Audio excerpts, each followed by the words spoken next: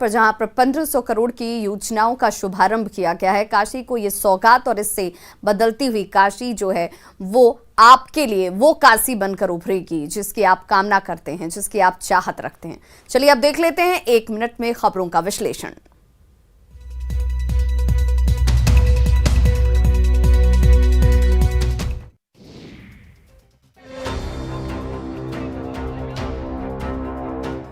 दिखावे के नाम पर लोग कैसे कानून तोड़ रहे हैं, ये समझने के लिए हम आपको 2 तस्वीरें दिखा रहे हैं। पहली तस्वीर बेगूसराय जिले के नगर थाना क्षेत्र के गाची टोला की है, जहां शादी समारोह में हथियार का न सिर्फ प्रदर्शन किया गया बल्कि फायरिंग भी की गई। तस्वीरों को देखकर आप अंदाजा लगा सकते हैं कि फायरिंग करने वाला कितना बेखौफ है। वहीं दूसरी तस्वीर वैशाली जिले के बिद्दुपुर की है, जहां बर्थडे पार्टी में फायरिंग तो नहीं की गई लेकिन पिस्टल की नुमाइश जरूर हुई। तस्वीरों में देखकर अंदाजा लगाया जा सकता है कि बर्थडे पार्टी में पहले तो नियम तोड़ डांस कार्यक्रम का आयोजन हुआ, साथ ही डांसर्स के हाथ में पिस्टल भी लहराते दिखाई दिए। कोरोना की चुनौतियों के बीच ये तस्वीरें कोरोना का संक्रमण बढ़ा सकती हैं, तो वहीं एक छोटी सी चूक किसी की जिंदगी भी ले सकती है। कई बार हर्ष फायरिंग में लोगों की जान भी गई है, लेकिन लोग समझने का नाम नहीं ले रहे।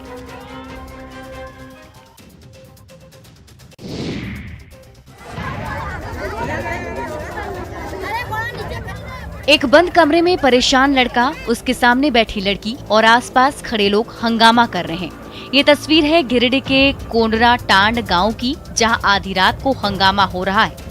तस्वीर में दिख रहे लड़का लड़की एक दूसरे से प्यार करते हैं। प्रेमी रात में अपनी प्रेमिका से मिलने उसके घर पहुंचा था। दरवाजा बंद था तो खिड़की तोड़कर घर में घुस गया, लेकिन इस दौरान प्रेमिका के घर वालों ने देख लिया और उसे पकड़ लिया। शोर सुनकर आसपास के ग्रामीण भी जुट गए और लोगों ने उसकी जमकर पिटाई कर दी। पिटाई के बाद ग्रामीणों ने प्रेमी को पुलिस के हवाले भी कर दिया।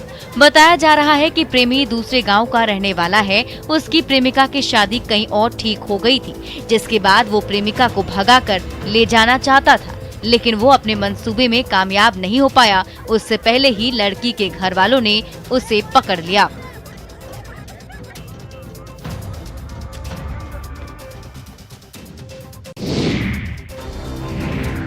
एक लड़के को चारों तरफ से घेरे लोग उसका सिर मुंडवा रहे हैं, तो वहीं लड़की को जूतों की माला पहनाई गई है। ये सब कुछ हो रहा है ग्राम प्रधान की तुगलकी फरमान पर।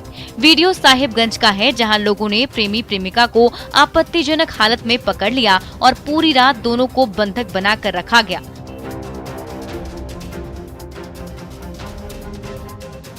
सुबह गांव में चौपाल लगाई गई और तुगलकी फरमान सुनाया गया। इतना ही नहीं, जूते की माला पहनाकर दोनों को गांव में घुमाया भी गया। दरअसल दोनों को ग्रामीणों ने कल आपत्तिजनक हालत में पकड़ा था, जिसके बाद लोगों ने चौपाल लगाई और ये तुगलकी फरमान सुनाया गया। हालांकि बाद में सूचना मिलने पर रांगा थाना पुलिस मौके पर पहुंची, लेकिन प्रेमी जोड़ा वहां से फरार हो गया। हालांकि अब तक किसी की ओर से कोई भी प्राथमिकी दर्ज नहीं कराई गई है।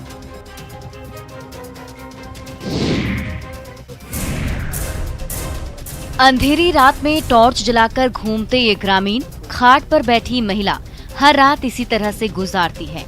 ये नजारा है सीतामढ़ी के भादाडी गांव का, जहां के लोग हर रात डर के साए में बिताते हैं। दरअसल सीतामढ़ी में अधवारा समूह की नदियों के बढ़ते जलस्तर को देखकर ग्रामीण दहशत में हैं, क्योंकि यहां अचानक नदी में उफान आता है और रातों रात इनका आशियाना और सारा सामान ध्वस्त कर देता है।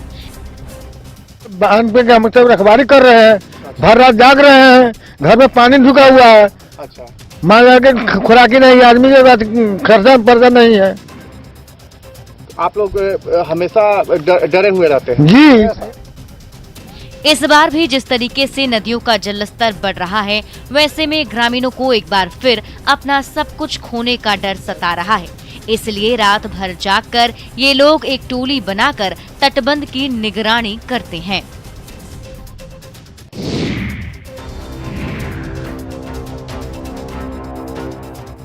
बांस-बल्ली के जुगाड़ से बना ये चचरी पुल अब ग्रामीणों के लिए लाइफलाइन बना हुआ है। जी हां, छपरा के बंगरा पंचायत के चरिहारा गांव के लोग आवागमन के लिए इसी चचरी पुल पर निर्भर हैं। घोघरी नदी का जलस्तर बढ़ने से वार्ड नंबर 16 में पानी घुस गया, जिससे लोगों के आने जाने का रास्ता बंद हो गया। लोगों ने इसकी जानकारी स्थानीय प्रशासन को दी, लेकिन प्रशासन की तरफ से कोई पहल नहीं किया गया।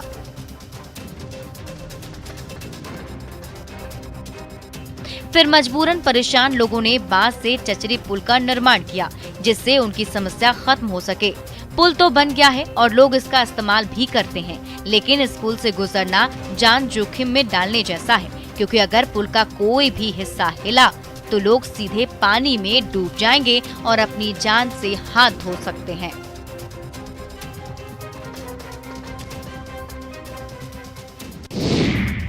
कहते हैं जब शासन प्रशासन उदासीन हो जाता है तो मजबूरन जनता को खुद अपना रास्ता तलाशना पड़ता है।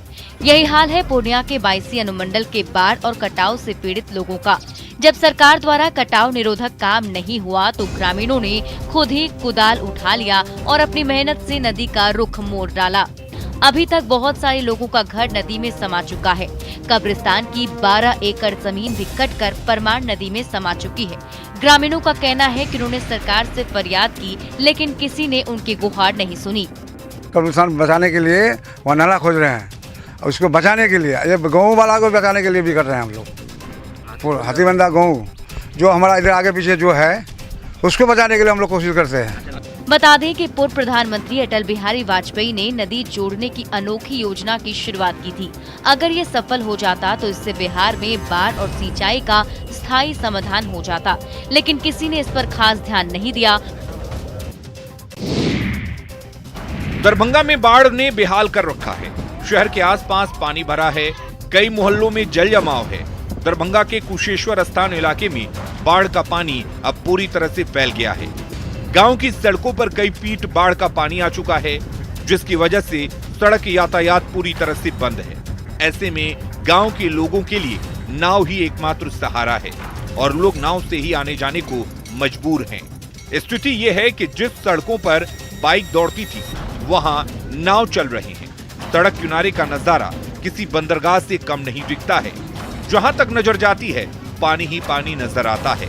4 महीना इस क्षेत्र के जनता को इस पानी में सिर्फ एक नाव ही सहारा है, बाकी किसी रोड सड़क का संपर्क नहीं है। जो लोग ये कुशेश्वर मार्केट आएंगे अपने घर जो है सुरक्षित जाएंगे। जुलाई का आधा महीना और अगस्त बाकी है। ऐसे में परेशानी कम होने की उम्मीद भी नहीं है।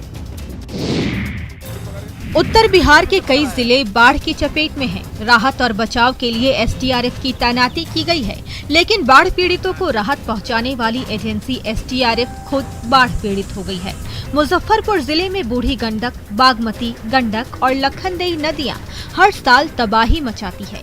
इसीलिए मुजफ्फरपुर के राजनारायण कॉलेज परिसर में एसडीआरएफ का स्थायी कैंप बनाया गया है, लेकिन बूढ़ी गंडक की बाढ़ में एसडीआरएफ का कैंप भी डूब गया है। कैंप में स्थित शौचालय, हैंडपंप सब पानी की चपेट में है। इस वजह से यहाँ रहने वाली 8 टीमों के जवानों और पदाधिकारियों की खुद की परेशानी बढ़ी हुई है। स्थिति तो यहाँ देख ही रहे हैं, बद से बदतर है। यह शौचालय सारा डूब चुका है। हम लोग का शौचालय बाहर था 1-2, वो भी डूब चुका है। बस सिंगल शौचालय है, उससे हम लोग को काम चलाना पड़ रहा है। जाहिर है पानी से निकलने में परेशानी होती है, जिसके कारण सूचना मिलने के बावजूद रेस्क्यू के लिए इन जवानों को निकलने में देरी होती है। बाढ़ से परेशानी की कहानी अनंत है।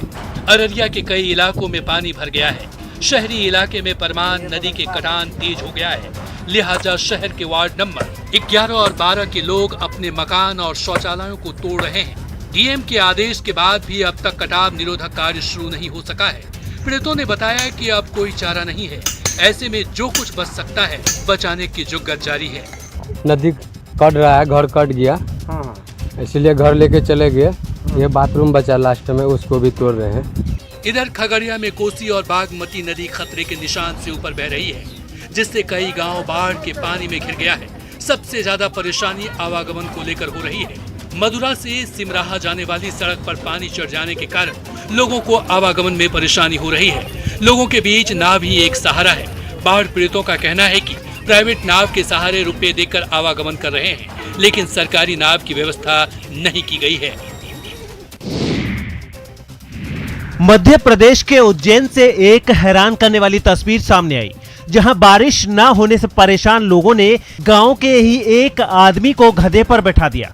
गधे पर बिठाने के लिए गांव की सरपंच के पति को चुना गया और पूरे गांव में ढोल नगाड़ों के साथ उसकी यात्रा निकाली गई। इस जुलूस में गांव के बच्चे, बुजुर्ग और महिलाएं भी शामिल रहीं। गांव में घुमाने के बाद सरपंच के पति को गधे पर बिठाकर शमशान ले जाया गया और वहां की परिक्रमा करवाई गई। गांव वालों ने ये सब बारिश के लिए किया। ये सारा तामझाम दिन के वक्त किया गया और शाम को वहां बारिश हो गई। बारिश को देख लोगों के चेहरे खिल गए और उन्होंने इसे गधे की सवारी वाले टोटके का परिणाम माना। गधे पे बिठा के शमशान तक ले गए, जब जाके पानी गिरा, बोल लपक के पानी गिर रहा है आज यहाँ पे। बताया गया है कि इस इलाके में पिछले कई दिनों से बारिश न होने की वजह से सोयाबीन की खेती करने वाले किसान बेहद परेशान थे।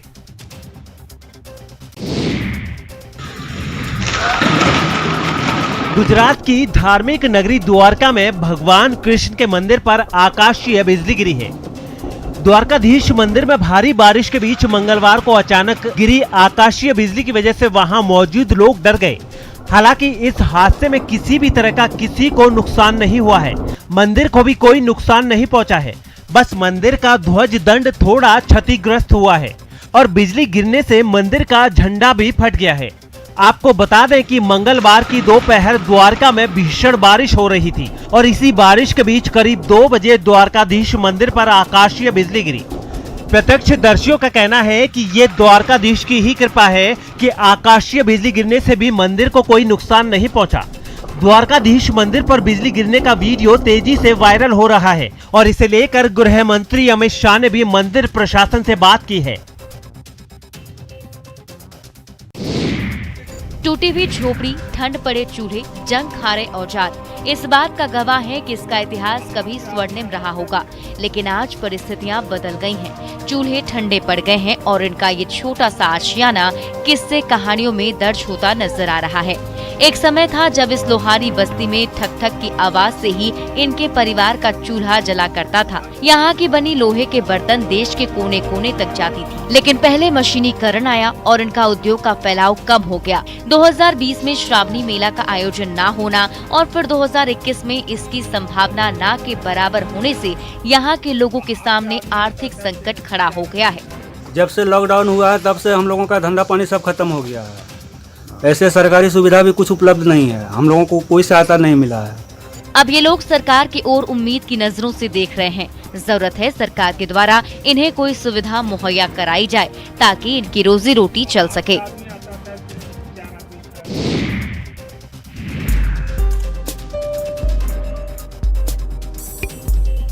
लोहरदगा जिले की भंडरा प्रखंड के मासमानू गांव की रहने वाली प्रिया एक पैर से विकलांग है, फिर भी आसमान छूने की चाहत है। 2016 में हुए राज्य स्तरीय 50 मीटर विकलांग दौड़ में वो पूरे झारखंड राज्य में तीसरे स्थान पर आई थी। उस समय प्रिया की उम्र महज 7 साल थी।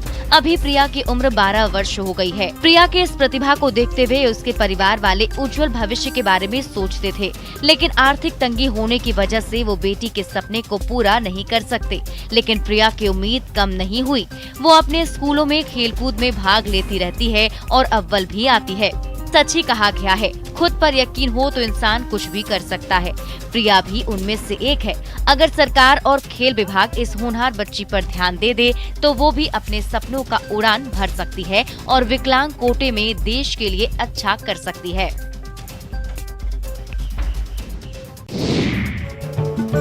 पहाड़ पर दिख रहे फूल माला, जलती अगरबत्ती और लोगों का जमावड़ा, ये नजारा है पूर्वी सिंहभूम के घाटशिला अनुमंडल के धालभूमगढ़ प्रखंड के एयरपोर्ट का। हवाई पट्टी के समीप एक बड़े से चट्टान के ऊपर पहुंचकर लोग पहाड़ की पूजा कर रहे हैं, जिसे लोग चताल पूजा भी कहते हैं। पहाड़ पूजा में आसपास के हजारों श्रद्धालु पहुंचते थे, लेकिन इस बार कोरोना काल के कारण श्रद्धालुओं की भीड़ काफी कम दिख रही है। वहीं यहां पर लगने वाले मेले को भी बंद कर दिया गया है, जिससे यहां की रौनक थोड़ी कम दिख रही है। पूजा पाठ अब कर सकते हैं, लेकिन यह मेला ओला लगने का परमिशन नहीं दिया गया है, जिसका कारण आज यहाँ पर कुछ कम लोग के माध्यम से ही पूजा पाठ हो रहा है। इसके साथ ही पहाड़ पूजा की मान्यता है कि अगर कोई भी मन्नत मांगी जाए तो ये अवश्य पूरी हो जाती है। नालंदा में एक परिवार की 3 पीढ़ियां समाज को कौमी एकता का संदेश देती आ रही है। हिंदू होने के बावजूद इस परिवार के लोग न सिर्फ दरगाह और मजार का रखरखाव करते हैं, बल्कि अपने पूर्वजों के वचन को भी निभा रहे हैं। बिहार शरीफ अनुमंडल के देवीसराय मोहल्ले में स्थित दरगाह और मजार की देखरेख करते हैं। वैसे इनके परिवार की 3 पीढ़ियां मजार को सुरक्षित रखने में जुटी रही। सहदेव के पिता ने भी अपने इंतकाल से पहले इन्हीं मजार को सुरक्षित रखने और यहाँ साफ सफाई करने का वचन दिया था। झाड़ू बाड़ू देते देते देते समय उनका आ गया, बुढ़ापा का एक्सपायर कर गए। एक्सपायर करने के पहले बोल गए थे कि बेटा हम मर जाएंगे, तुम इसको झाड़ू बाड़ू देते रहना। जाहिर तौर पर सहदेव पासवान का परिवार समाज के लिए भाईचारे और कौमी एकता का प्रतीक बन चुका है। हजरत बीबी आबदाल की मजार पर कई हिंदू लोग सर झुकाने आते हैं और मन्नतें पूरी होने पर फूल चढ़ाते हैं। तो खबरों का सिलसिला लगातार जारी है।